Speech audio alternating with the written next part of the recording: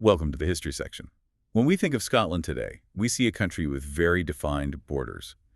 But getting to that point was a long, fragmented process. It absolutely was. The actual corporate territory, the lines on the map, were really only solidified in two major stages, centuries apart. The first being in 1266. That's right. In 1266, with the cession of the Western Islands from Norway, that came after the final struggles of King Haakon.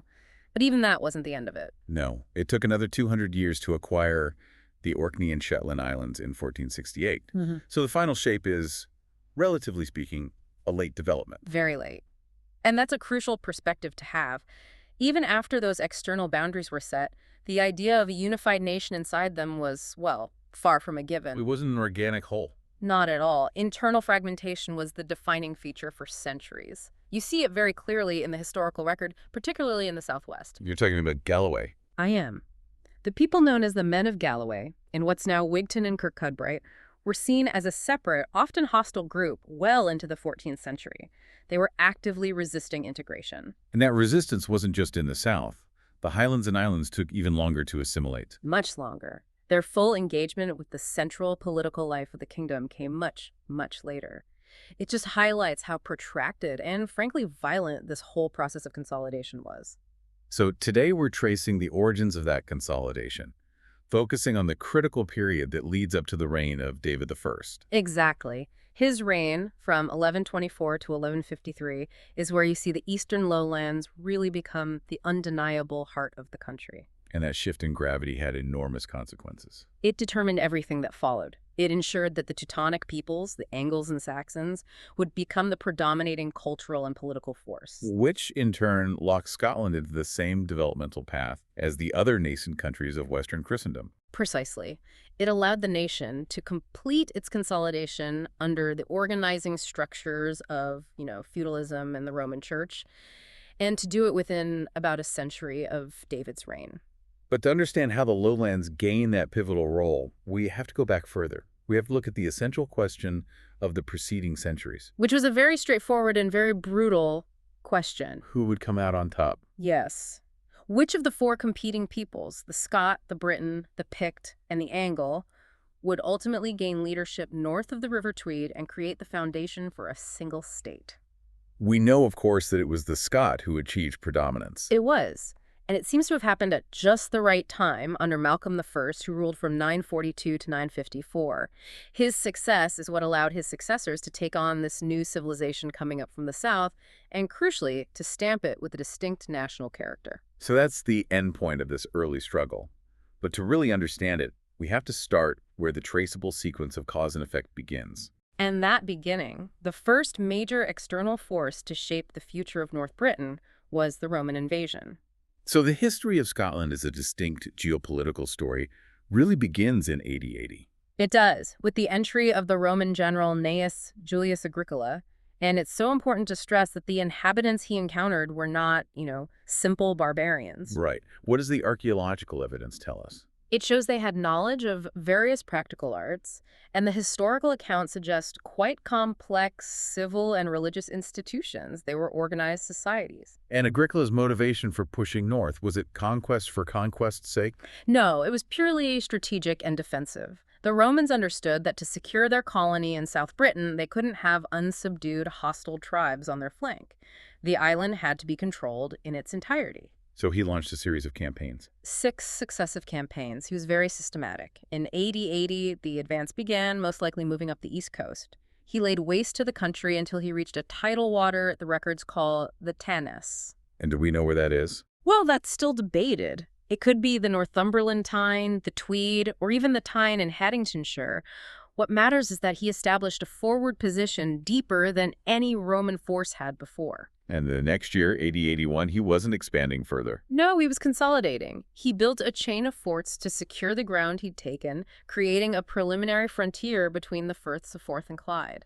A crucial line, but not the final goal. Not at all. It was just a staging post. The main military objective was still further north. Which led to the campaigns from 82 to 84. Yes, major campaigns beyond the Forth, pushing into the highlands.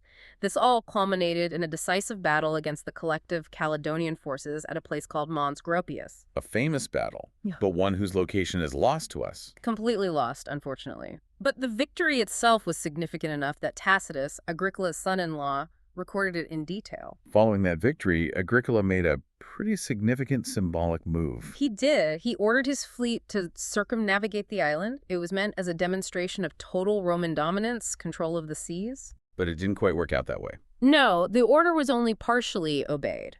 It was a sign of the logistical limits and perhaps the political pressures building back in Rome. Agricola's conquests were about to be questioned. And questioned very quickly.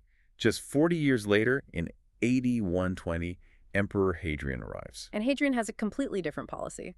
His focus is on stabilizing borders, not endless expansion. He was ready to abandon territory that wasn't becoming a fully integrated, assimilated part of the empire. Which leads directly to the construction of his wall. Hadrian's Wall, yes. A monumental structure running between the Tyne and the Solway. And its construction was a clear signal. An abandonment of Agricola's gains. A total abandonment, a dramatic pullback. It was an admission that holding that northern territory just wasn't worth the immense effort required. But it seems Agricola's initial assessment might have been correct after all. The wall didn't bring peace. Far from it. The northern tribes continued their raids. The Roman province was never truly secure, which necessitated, eventually, another push north. This time under Lollius Urbicus. Around AD 140, yes. He was sent by Emperor Antoninus Pius to essentially repeat Agricola's work. Urbicus subdued the territory south of the Forth and Clyde estuaries and reinforced it. And his lasting achievement was another wall. The earthen rampart between those two estuaries, known as the Wall, or Vallum, of Antoninus Pius. So they pushed the frontier back north, but again, it didn't last. It proved temporary. The sources from the later 2nd century show growing instability. The incursions became more formidable, more intense.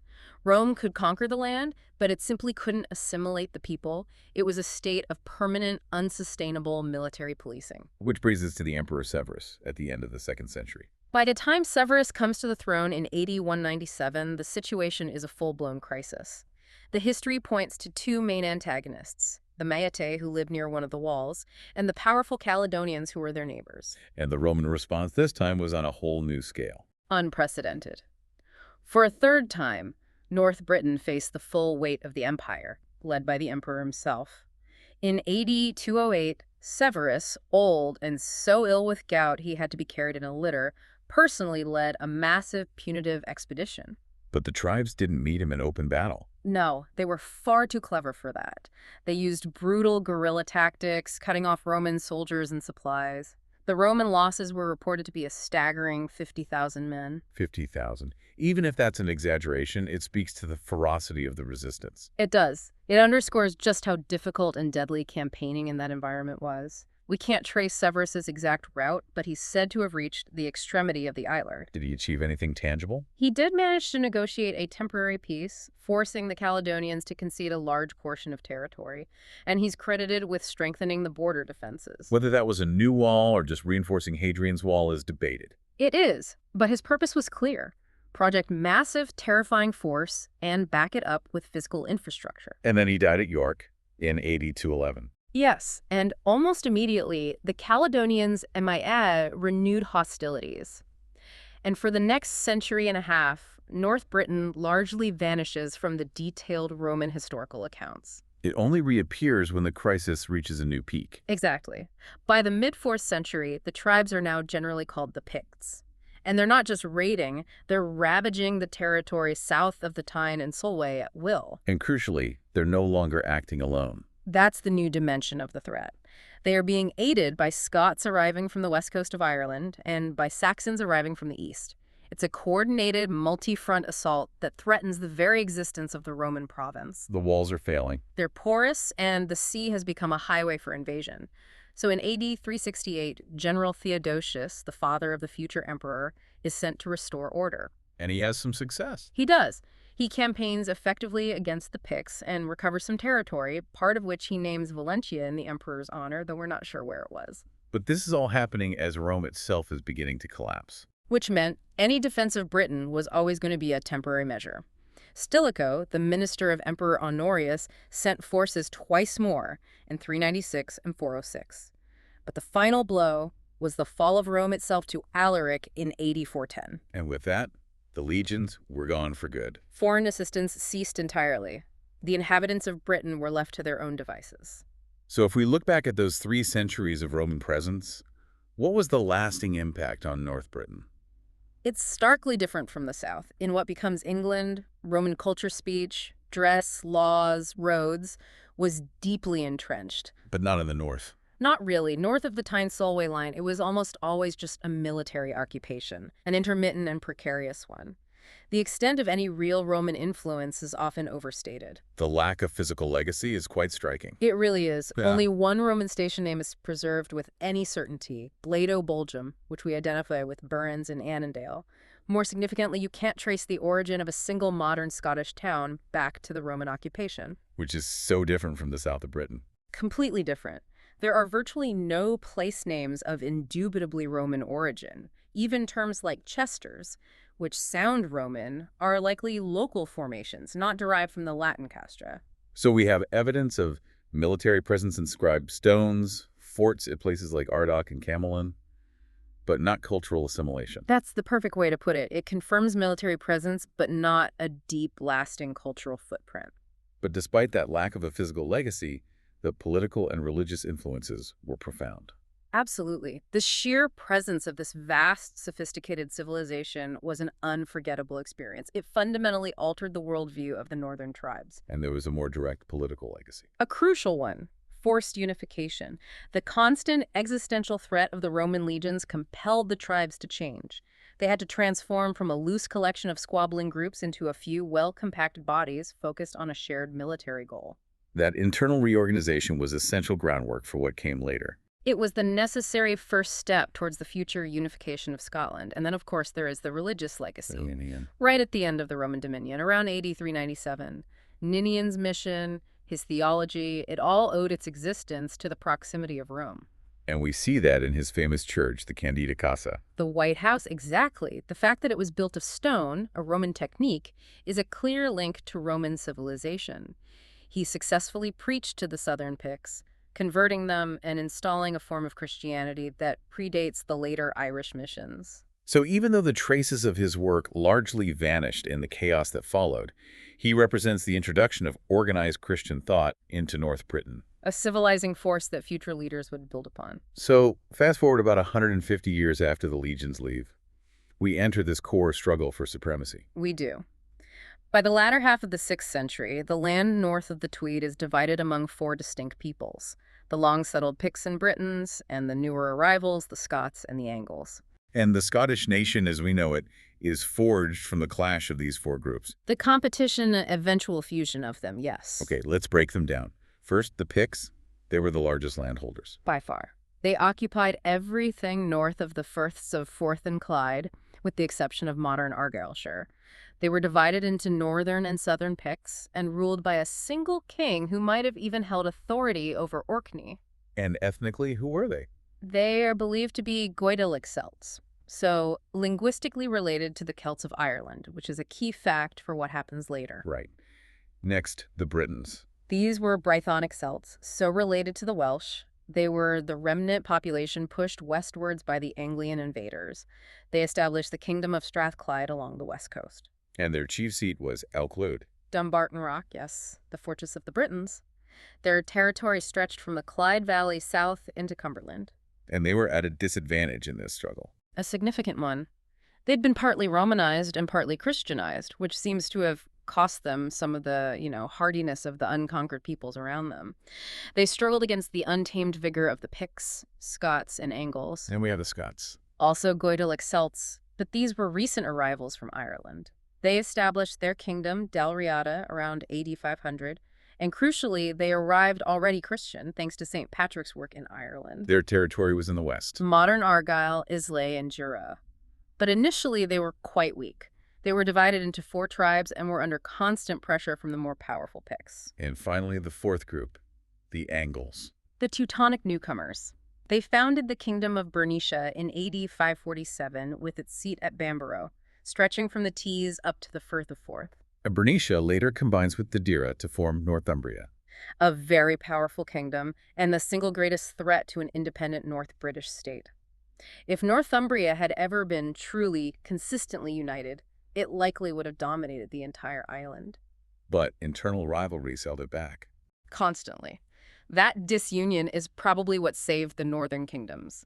Even so, Northumbria repeatedly became the virtual master of its neighbors. So that's the chessboard in the late 6th century, and the game changes completely in AD 563. It does. Scottish history, you could say, emphatically begins with Columba's landing on Iona. His story, particularly as told by his biographer Adam Herpnan, is the first real consecutive historical chapter we have. And he was more than just a missionary. Oh, much more. He was a founder of the nation. He came from Irish royalty. He was a scholar, a statesman, even a warrior.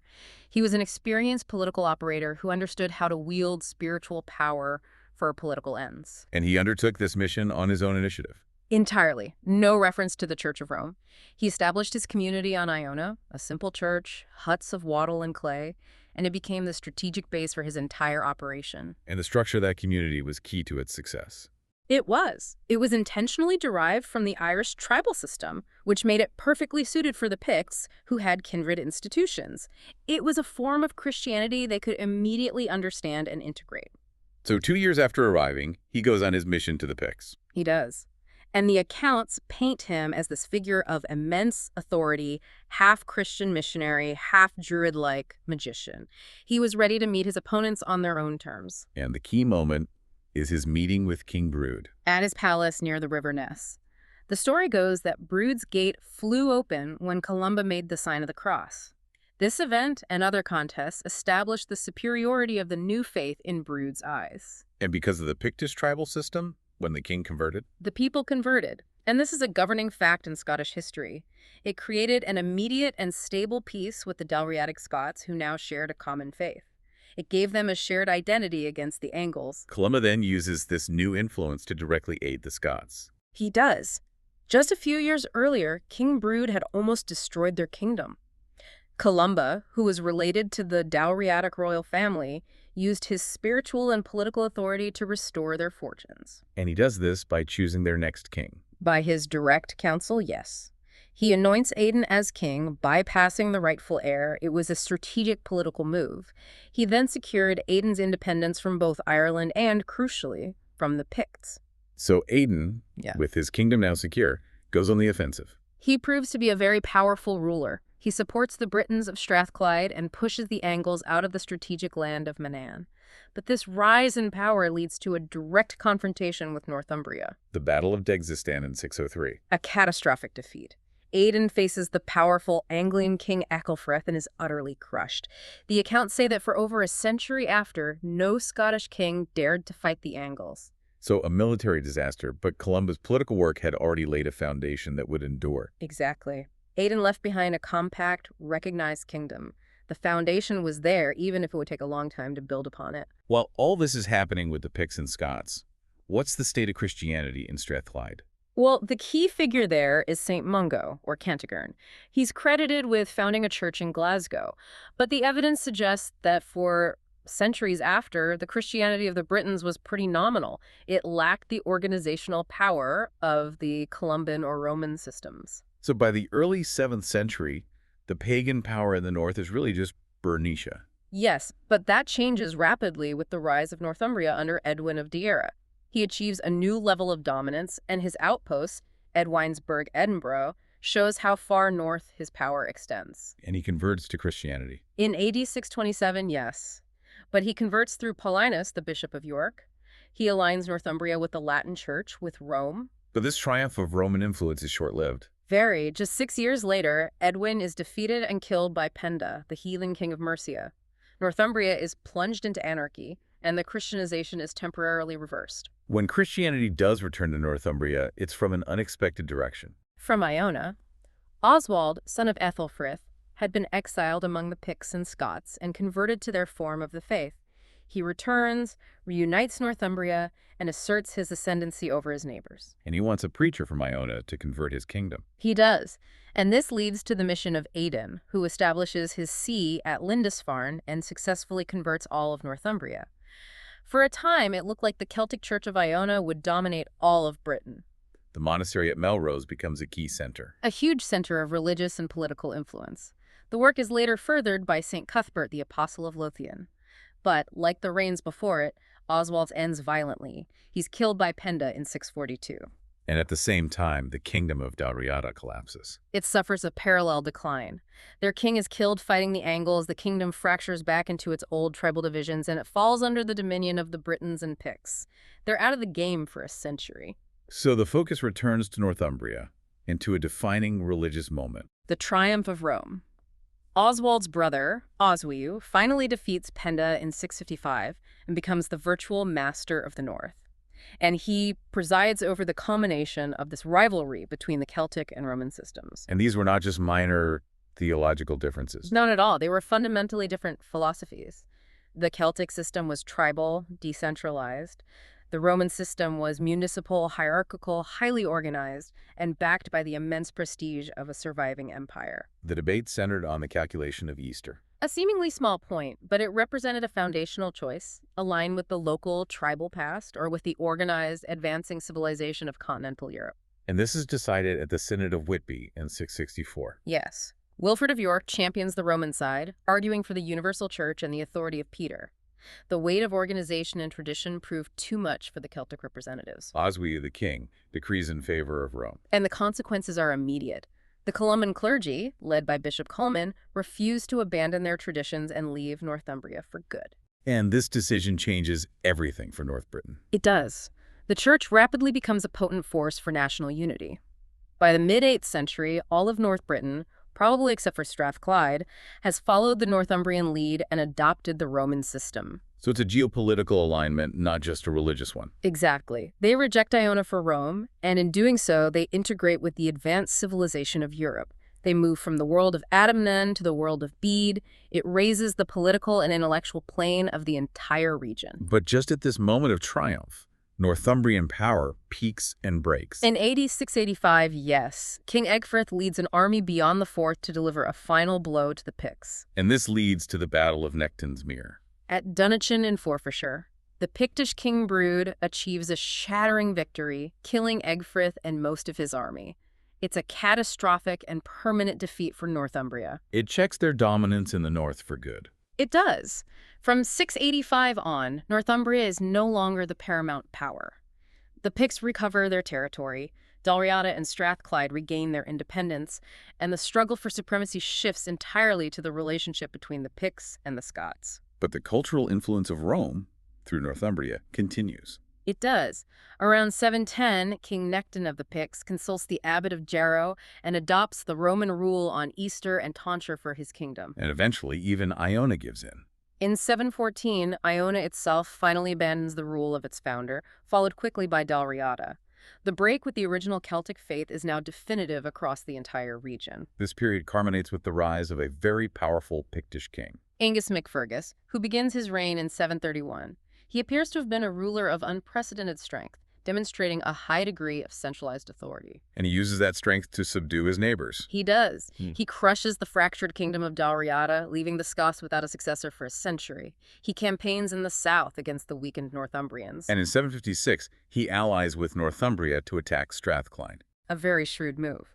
They seized the fortress of Alclyde, reducing the British kingdom to submission. So by the time of his death in 761, Angus MacFergus is the master of almost all of North Britain. He is Dalriada, Strathclyde, and Pickland. No one before him had come so close to unifying the region. If his successors had been as capable, the story might have been very different. After Angus MacFergus, things seem to stagnate for a time. They do. The three entities, Pickland, a dependent Dalriada, and a weak Strathclyde, are in a kind of political inertia, and that inertia is violently shattered by the arrival of a new external power. The Northmen? The Vikings. Exactly. Their attacks begin in 793 in Northumbria, and they systematically cripple that kingdom, permanently removing it as a major player in the north. And a year later, in 794, they appear in the west. In the Western Hebrides, Their permanent hold on those islands and the Irish coast severs the vital connection between the Dalriadic Scots and their kin in Ireland for centuries. And the most symbolic disaster is the attack on Iona. A terrible blow. They burn the monastery in 802 and return in 806 to slaughter 68 members of the community. That disaster, combined with the island's now precarious location, ends Iona's supremacy as the spiritual heart of the North. This external pressure forces an internal integration. It does, initiated by King Constantine I of the Picts. He recognizes Iona is no longer viable and transfers the religious center to Dunkeld. A strategically brilliant move. It was. He establishes an ecclesiastical capital for both Scots and Picts deep within his own kingdom, a deliberate and crucial step toward the political union of the two peoples. The period immediately following Constantine's death in 820 is quite obscure historically. One of the most obscure. The sources are few and often contradictory. It's very difficult to trace the precise mechanics of what happened next. But we know the end result. In AD 844, Kenneth, son of Alpin, king of Dalriada, becomes the ruler of the united Picts and Scots, ending their separate political existence forever. And what's so striking is that he comes from the smaller, previously subordinate kingdom. So how did he do it? How did the Scots absorb the more powerful Picts? Well, we have to rely on some conjecture. One theory is that he used force, likely taking advantage of the chaos caused by the Viking invasions of Pictland. But force alone wouldn't create a lasting union. Unlikely. It was probably facilitated by the Pictish law of succession, which favored maternal descent. Through his mother, Kenneth had a legitimate claim to the Pictish crown. The overwhelming circumstances probably compelled the Pictish nobility to accept it. So it was, above all, an act of sheer expediency. Military and political expediency. For 3 centuries, these two peoples had wasted their strength fighting each other. They were kindred in blood and language, they now shared a common Roman faith, and they faced a common existential threat. The Vikings and the Angles. Exactly. Right. Only a unified political entity could mount an effective defense.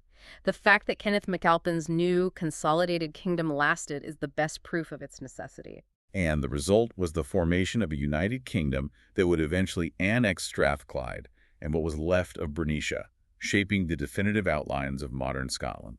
A transformation from 4, often 5, mutually hostile kingdoms into a single, cohesive political entity in just 4 centuries. It's a remarkable rate of political assimilation, forced by relentless external pressure. The key takeaway, really, is that this unity wasn't some organic, inevitable process. It was forced into existence first by the Romans, then the Angles, and finally decisively by the Vikings. That constant pressure is what ultimately created the Kingdom of the Scots. And it explains why the political center of gravity ended up where it did, with the ascendant Scots, rather than remaining with the once dominant Picts or the powerful Angles in the east. Thanks for listening. We hope you enjoyed learning something new.